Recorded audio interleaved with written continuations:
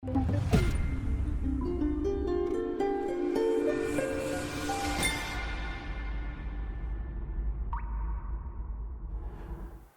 am a third-generation filmmaker. My grandfather was a filmmaker. My mother is a filmmaker. And I am a filmmaker. Now, it might seem to all of you that there was sort of the secrets to this trade, or that we were handed down the keys to the kingdom. But the reality is, we each found our way into filmmaking out of discovery and passion. My grandfather, Ujimian, for example, he was part of the People's Volunteer Organization, a paramilitary force set up by General Aung San.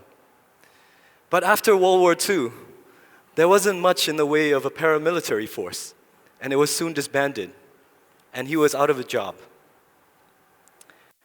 For a recently married man, he was looking for a new job, and it wasn't until a kind word from an uncle pointed him towards the latest cinema in Yangon called Sambia, where he was going to work middle management.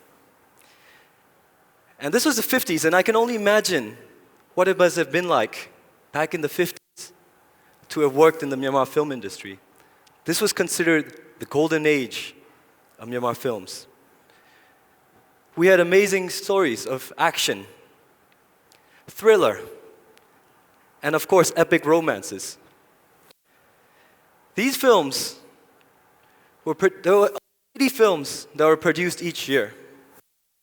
There were a dozen cinemas in Yangon alone. And some production houses worked as far away with Hollywood. And my grandfather got to see this front and center. So after a couple of years working in middle management at a movie theater, he decided to try his hands at producing films. His very first film was called Yamona. And then after a couple of years, he decided he's going to direct his first film called Dadaman. Dadaman means spirit sword. It's actually a story about a twin who are sword-wielding badasses who travel across the country fighting their way. It actually got really good reviews in the press, but there was a stumbling block. And the stumbling block was in the form of General Ne Win. So, General Ne Win, 2 weeks shy of my grandfather's debut, decided to nationalize the entire economy in Myanmar. That means that moviegoers were not as willing to go to the movies as they were before. They were concerned about their futures. And this almost wiped out my grandfather's life savings. With 2 children, he was worried about how to proceed. And this was actually the start of the decline of what was the golden age of films. We had technocrats, experts, filmmakers, and directors who could no longer stand the conditions and decided to leave. But my grandfather didn't. Before his death, he continued to make 52 films in Myanmar and won 4 Academy Awards. Now, if the story of my grandfather is one of discovery, the story of my mother is one of passion and real true grit. My mother is the one on the very far right.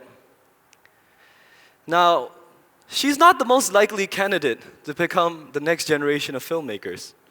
She studied zoology in university, and she was well on her way to being a master's candidate.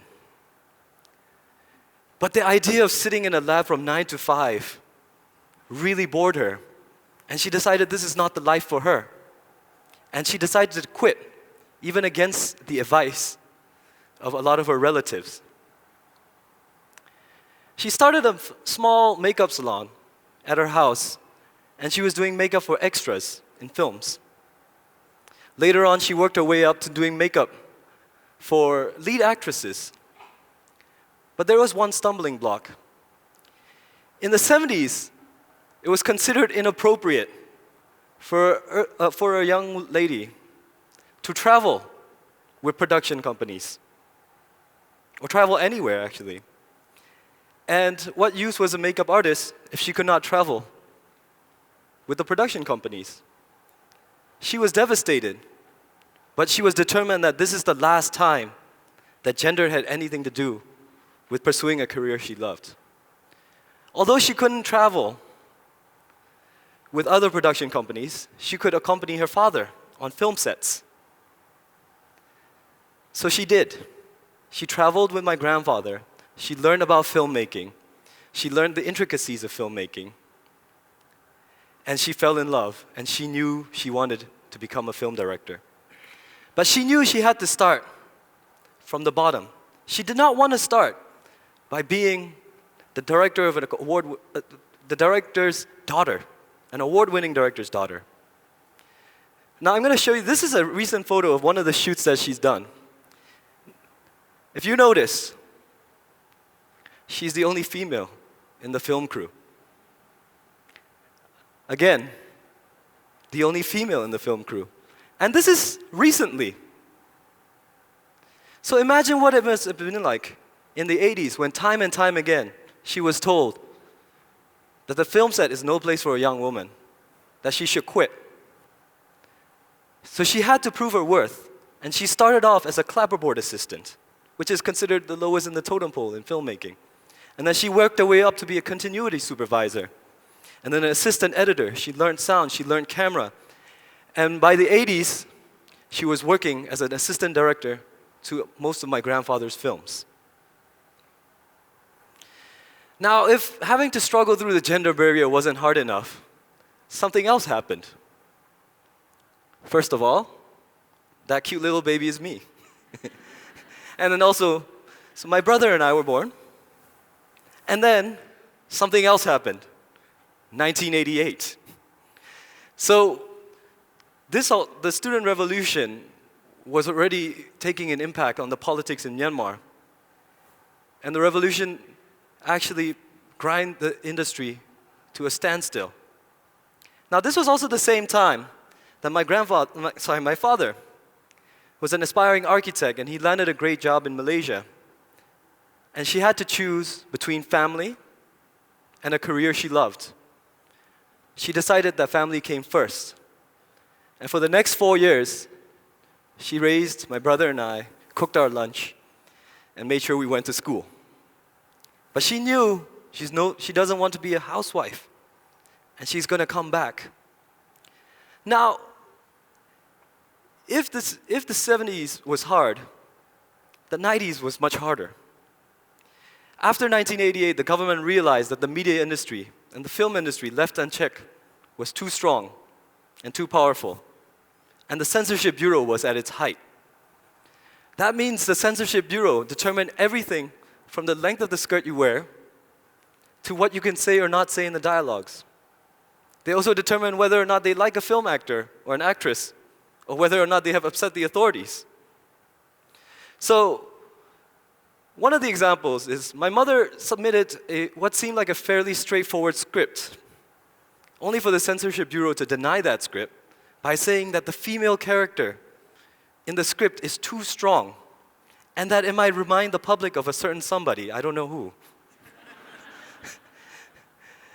So, besides that though, while the rest of Southeast Asia was enjoying an economic boom, Myanmar was falling further into decline. We were in poverty, and there wasn't any way that we could make big budget films and epics of the 50s and the 60s. But yet, my mother tried her best to make films that she wanted. And a lot of the films that she did had strong female characters, characters that break the gender barrier, as you can see in these two slides. So this was the context to which I was introduced to filmmaking. Hardly any incentive was there for me to become a filmmaker. In fact, I actually did not want to become a filmmaker. I wanted to be a rock star. I wanted to be an artist. I wanted to be a lawyer. I wanted to be anything but a filmmaker. The restrictions were too harsh. And of course, I've known of friends, family, who have been questioned by the authorities, journalists who have been arrested or persecuted. So, I was studying in the United States in 2010. And in 2000, and then after graduating, I was working in Washington, D.C. And I was hearing about all the changes that was happening in this country. And I knew I had to come back. I didn't know what I wanted to do, but I knew I wanted to come back. So I started working as a high school teacher at my old high school. And there I was witnessing the changes that was happening. Friends who were photographers, filmmakers, doing things that were unbelievably risky, or something that we considered risky in the past. And I was inspired. After a year of teaching, I decided to quit. I didn't know what I wanted to do, but I knew I had to tell these stories. I had a passion in photography and discovery and going out and talking to people. So myself, along with 2 other friends, decided to start a film company doing documentaries. So while my mother and grandfather turned their lens to reality, to fiction, we turned our lens to reality. Our very first project was called This Land Is Our Land, where we went out and documented the lives of 5 farmers and the conditions that they were living in. We wanted to know what it was like. Now, you would think that after many years of military dictatorship, that people would be very hesitant to talk to you. But we found it to be quite the opposite. They were very welcoming. They wanted to tell the story. And they never asked you, why are you doing this? Who are you going to show this to? And that really emboldened us to show the story to the public. This film was shown at the Human Rights and Human Dignity International Film Festival, a festival that was hosted to showcase human rights films. And it was shown to a crowded audience who loved it. This also showed how hungry we are to tell the stories that we haven't told in 20 and 25 years. We went on to make films about, this for example, is a film that we shot about the first gay union. Despite homosexuality still being illegal here, they decided to have a public wedding. This is actually a shoot from Maytila after the race riots, when we went out to shoot a Muslim family eating together with a Buddhist family, trying to understand and have reconciliation. Now, let me make this clear. We're not political activists. We're storytellers. We also tell stories about a fishmonger who was a huge Chelsea fanatic, and Chelsea Football Club was the only thing he talked about all day. We told a sweet story about homework, where a young daughter and a father does homework over Skype. So why do we tell these stories? A famous Chilean filmmaker once said that a country without documentaries is like a family without photo albums. And we feel the need to fill this photo album that has been missing for so long. Now, what can we learn about 3 generations of filmmakers in Myanmar? Now, the theme today is Myanmar Connects. And I think it's one about connecting to our histories. But more importantly, it's about connecting to our passions.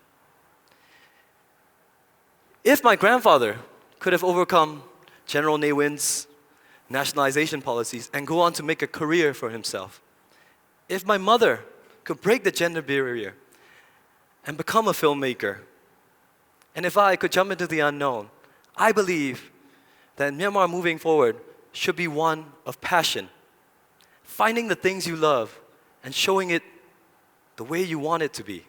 Thank you very much.